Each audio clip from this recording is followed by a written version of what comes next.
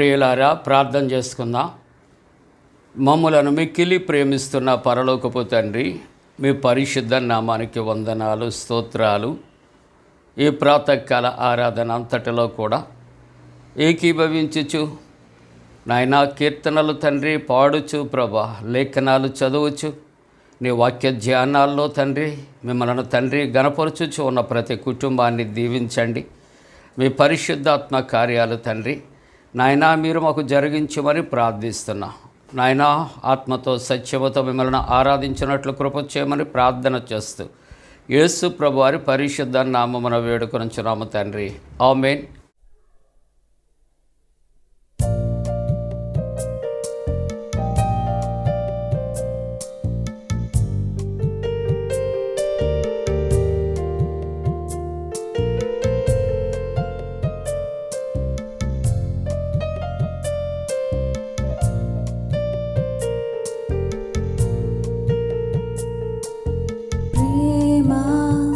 యేసుని ప్రేమ అది ఎవరు కొలువలేనిది,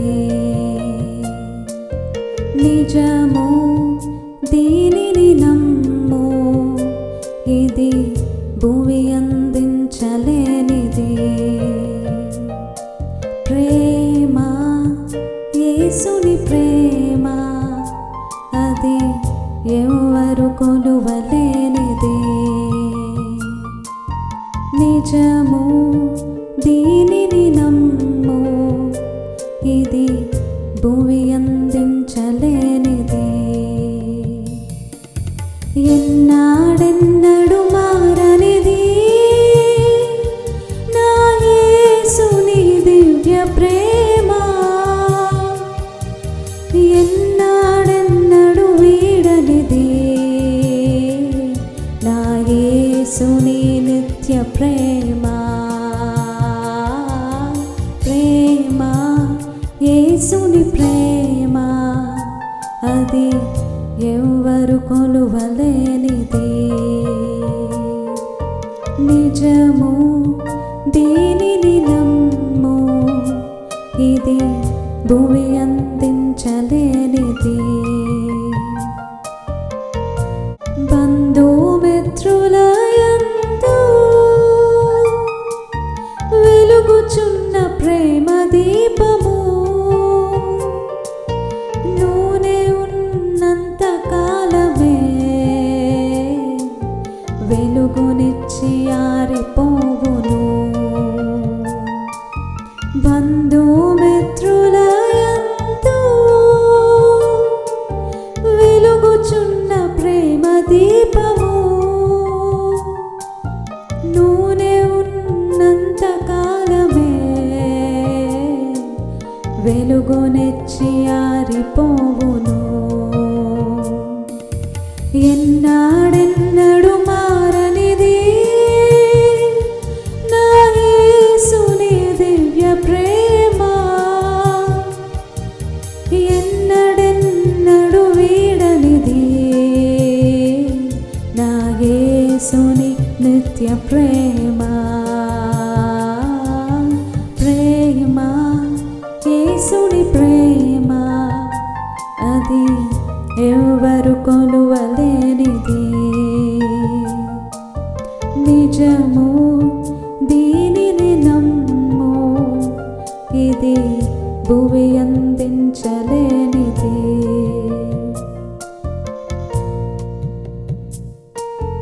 ధరణిలోని ప్రేమలన్నీయు స్థిరము కావు, కరిగిపోవును. క్రీస్తు యేసు కల్వరి ప్రేమ కడవరకు ఆదరించును. ధరణిలోని ప్రేమలన్నీయు స్థిరము కావు, కరిగిపోవును. క్రీస్తు యేసు కల్వరి ప్రేమ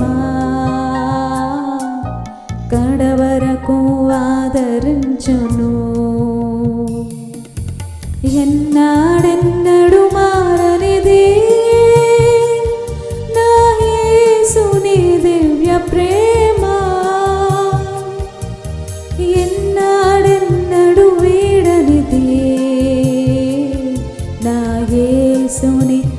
నిత్య ప్రేమ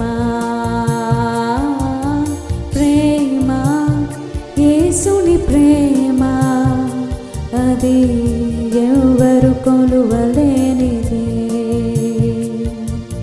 నిజము దీనిని నమ్ము ఇది భూమి అందించలేనిది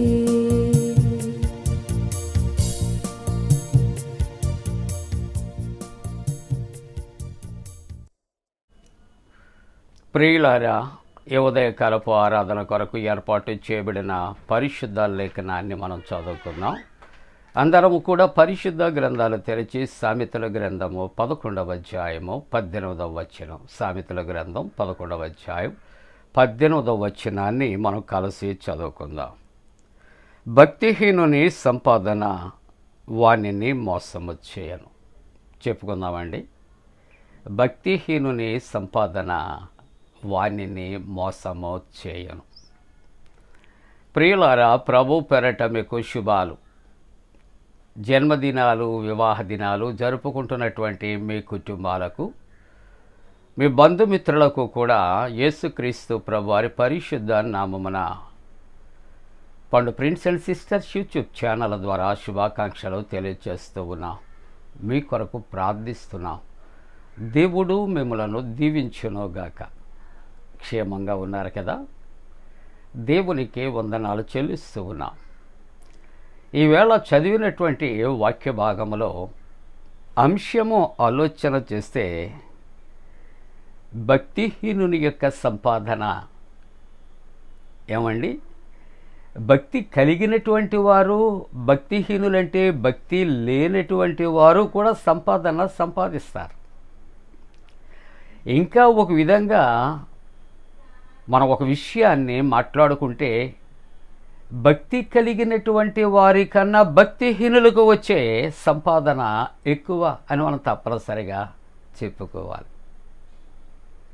కానీ దేవుని వాక్యం ఈ ఉదయకాలం మాట్లాడుతుంది, భక్తిహీనుని యొక్క సంపాదన ఏం చేస్తుందంటే, ఎంత సంపాదించినా, ఎంతమందిని మోసము చేసి కూడగట్టినా సంపాదించినదే తనకి మోసకరంగా మారిపోతూ ఉంటుందట.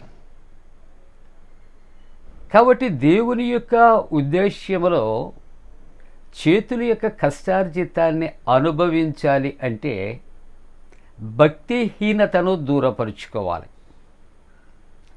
భక్తిహీనత ఎటువంటిది అని ఒక మాట ఆలోచన చేస్తే, రక్తక్షీణత కన్నా ప్రమాదకరమైనటువంటిది. ఏంటండి?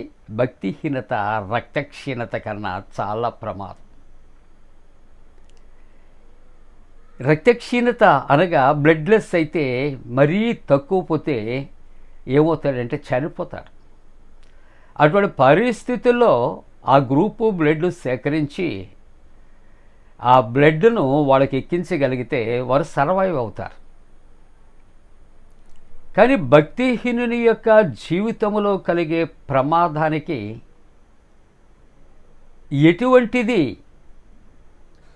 ఎటువంటి రీతిలో చేసినప్పటికీ కూడా ఆ భక్తిహీనుడికి వచ్చే ప్రమాదాన్ని తప్పించలేమనే పరిస్థితులు మనం జ్ఞాపకం చేస్తూ ఉంటాను. ఎందుకు అంటే తనకున్నటువంటి భక్తిహీనత, భక్తి లేకపోవుట, భయము లేకపోవుట, దేవుడు అనే వాడికి లోబడకపోవటం వలన ఏమవుతుందట అండి, అతను ఎంత సంపాదించినా ఒక మాట జ్ఞాపకం చేసుకుంటే చిల్లు సంచి. అతని సంపాదన అతను తినటానికి ఉండదు. అది ఎవరికి పనికిరాదు. ఎందుకంటే అది మోసకరమైనది, దోచుకోబడినది.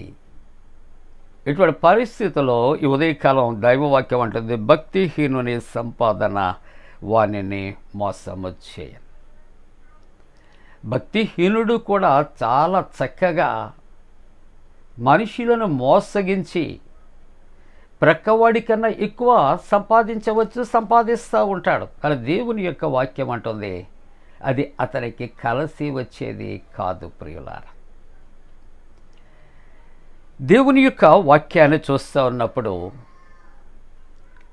సామెతల గ్రంథం 10వ అధ్యాయం 2వ వచనములో, భక్తిహీనుల ధనము వారికి లాభకరము కాదు,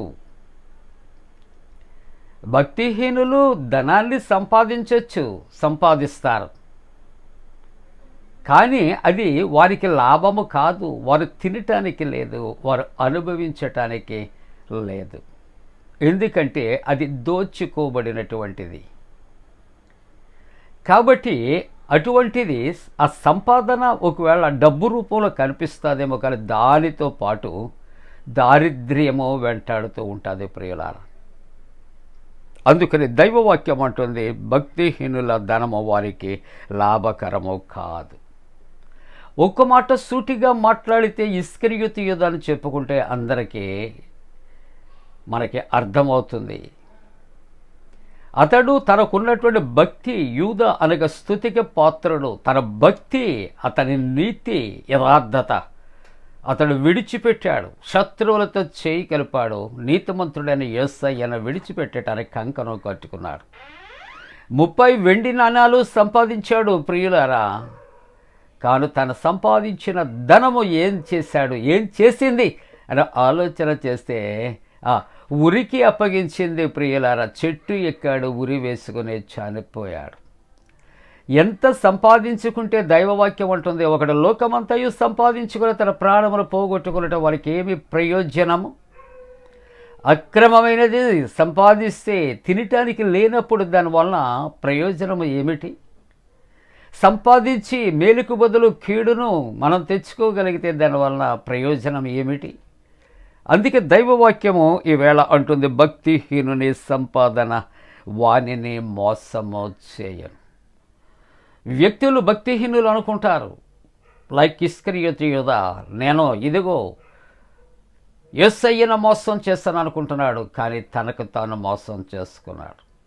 తనకు తాను సంపాదించిన డబ్బు మరణాన్ని కొని తెచ్చినట్లుగా మనము చూస్తూ ఉంటూ ఉన్నాం ప్రియులారా. అది ఎరిగినటువంటి అధికారులు ఏం చేశారంటే, ఇదిగో మేము చేసింది ఏదో చేసాం, దానితో మాకు సంబంధం లేదు అని చెప్పి మరలా అతని డబ్బు అతనికే ఇచ్చినట్లుగా మనం చూస్తూ ఉంటున్నాం ప్రియులారా. కాబట్టి పెద్దల యొక్క సామెతని జ్ఞాపకం చేసుకుంటే, ఎవరైతే శ్రమపడి చెమటూర్చి సంపాదిస్తారో ఆ డబ్బు ఎక్కడ పడిపోయినట తిరిగి వారి కష్టార్జితం తప్పనిసరిగా ఎక్కువ చోట ఎవరో ఒకరికి దొరుకుతుంది, వారికి చేరుబడుతూ ఉన్నది. ఎందుకంటే వారి కష్టార్జితం. కానీ భక్తిహీనుడు సంపాదించేది వాడు తినటానికి ఉండదు, సంతోషించటానికి ఉండదు, ఆనందించటానికి ఉండదు. అది అతనికి అవమానం కలుగు చేస్తుంది, అది అతనికి నష్టాన్ని కలుగు చేస్తూ ఉంటుంది. అందుకనే దేవుని యొక్క వాక్యములో సామెతలు 2:22 వచనాన్ని చూస్తే, భక్తిహీనులు దేశములో ఉండకుండా నిర్మూలమగుదురు. తరమబడతారంటే ఒక చోట కాకపోతే ఒక చోటన్నా ఉంటారు, కానీ నిర్మూలమైపోతారంటే లేకుండా అయిపోతారని దేవుని యొక్క వాక్యం. సామెతల గ్రంథం 4వ అధ్యాయం 14వ వచనములో చూస్తే, భక్తిహీనుల త్రోవను నువ్వు చేరవద్దు. వాళ్ళ త్రోవ నువ్వు చేరితే, వారి ప్రక్కన నువ్వు చేరితే, వారి సరసన నువ్వు చేరితే నీకు దీవెన కాదు. కాబట్టి వారితో నువ్వు సహవాసం చేయొద్దు, వారి ప్రక్కకు నువ్వు చేరవద్దు అని హితవాక్యం మాట్లాడుతూ ఉన్నది. ఎందుకని ఆలోచన చేస్తే, సామెతల గ్రంథం 4వ అధ్యాయం 19వ వచనంలో అంటాడు, ఇక్కడ భక్తిహీనుల మార్గము గడంధకారం. ఒకవేళ కోట్ల రూపాయలు సంపాదించవచ్చేమో, కానీ తన జీవితంలో వెలుగు లేదు ప్రియులారా. ఎందుకంటే వెలుగయ్యున్న దేవుడు లేడు, అక్రమస్తుడుగా దేవుడు లేనటువంటి వ్యక్తిగా సంపాదిస్తూ ఉన్నాడు. కాబట్టి తన జీవితం ఏ విధంగా ఉందంటే గడంధకారముగా ఉంటూ ఉన్నది అని దేవుని యొక్క వాక్యము ప్రియులారా. కాబట్టి సామెతల గ్రంథం 11వ అధ్యాయం 8వ వచనములో, భక్తిహీనుడట ఎంత సంపాదించినా వాడికి సంతోషం కుదివే. అందుకని అంటుంది, భక్తిహీనుడు బాధల పాలు అగును. తను సంపాదించింది తను తినటానికి ఉండదు ప్రియులారా, తను ఖర్చు పెట్టడానికి కూడా, తన అవసరతలు తీర్చుకుంటానికి ఉండదు. దానివల్ల ప్రయోజనం ఏంటి ప్రియులారా? ముగిస్తూ ఉంటూ ఉన్నాను.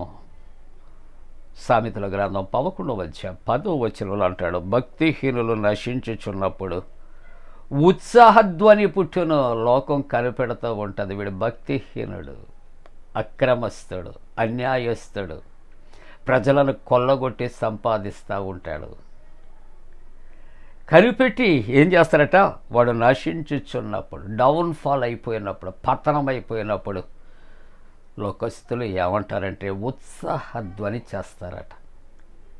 కానీ మన దేవుని యొక్క ఉద్దేశ్యం తన బిడ్డలు పడిపోవటము, నశించిపోవుట, పతనమైపోవుట ఆయన కోరుకుంటాం లేదు. కానీ భక్తిహీనుల యొక్క జీవితాల్లో మార్పును మాత్రం కోరుకుంటున్నాడు. అలాగే భక్తిహీనుల యొక్క త్రోవలకు వెళ్ళవద్దని భక్తి కలిగినటువంటి వారికి, దేవుడు అంటే భయభక్తులు గల వారికి హెచ్చరిక చేస్తూ ఉన్నాడు. ఎందుకంటే భక్తిహీనుడి యొక్క సంపాదన ఏం చేస్తుంది, అతన్ని నేను మోసము చేస్తాను. ఎందుకంటే అతడు ఇతరులను మోసం చేశాడు కాబట్టి తన సంపాదన కూడా తిరుగుబాటు చేసి మోసం చేస్తాడు. కాబట్టి వారి యొక్క చెంతకు వెళ్ళవద్దు, వారి చెంతకు వెళ్ళవద్దు. దేవుని చెంతకు వెళదాం, దేవుని వైపు చూద్దాం, దేవుని కలిగి ఉందాం, భక్తిహీనత విడిచిపెడదాం, భక్తి కలిగిన వారిగా ఆశీర్వదించబడదాం. అలా చేయటానికి దేవుడు తన పరిశుద్ధాత్మ కూడిన మనపై మెండుగా కుమరించునుగాక. ఆమేన్. ప్రార్థన. పరిశుద్ధుడా, నీకు మరి ఒకసారి వందనాలు నాయనా. భక్తిహీనులు వారి సంపాదన నాయన వారికి మేలు కలగదు అని దేవాన్ని వాక్యం సెలవిచ్చింది. దేవా, ఒకవేళ మాలో అటువంటివి ఏదైనా ఉంటే దూరపరచండి. మాకు మేము తండ్రి నీ వాక్యము ద్వారా దిద్దుకుంటానికి, సరిచేసుకుంటానికి కృప చేయండి. జన్మదినాలు, వివాహ దినాలు జరుపుకుంటున్న వారిని ఆశీర్వదించండి. స్వస్థతలు, రక్షణ కలుగు చేయండి, క్షేమం కలుగు చేయండి, వాతావరణాన్ని చల్లబరచండి. యేసు ప్రభు దివ్య నామమున వేడుకొనుచున్నాం తండ్రి. ఆమేన్. పరలోకమందున మా తండ్రి, నీ నామం పరిశుద్ధపరచబడనుగాక, నీ రాజ్యం వచ్చునుగాక, నీ చిత్తం పరలోకమందున వేర్చినట్టు భూమి అందు నెరవేరునుగాక. మా ఇందిన ఆహారం నేడు మా దయచే, మా ఎడల అపరాధం చేసిన వారిని క్షమించిన ప్రకారముల అపరాధము క్షమించము, శోధంలోనే తెక కీడు నుండి తప్పించము. రాజ్యము, శక్తి, మహిమ నిరంతరము నీవే ఉన్నవి. ఆమేన్. మన పరమ తండ్రి అయిన దేవుని యొక్క ప్రేమయు, ప్రభువైన యేసుక్రీస్తు ప్రభు కృపయు, పరిశుద్ధాత్మక అన్యోన్య సహవాసము, ప్రాతకాల ఆరాధనలో ప్రభువుని ఆరాధిస్తున్న ప్రతి కుటుంబానికి తోడుగుండి సంరక్షించి కాపాడునుగాక. ఆమేన్.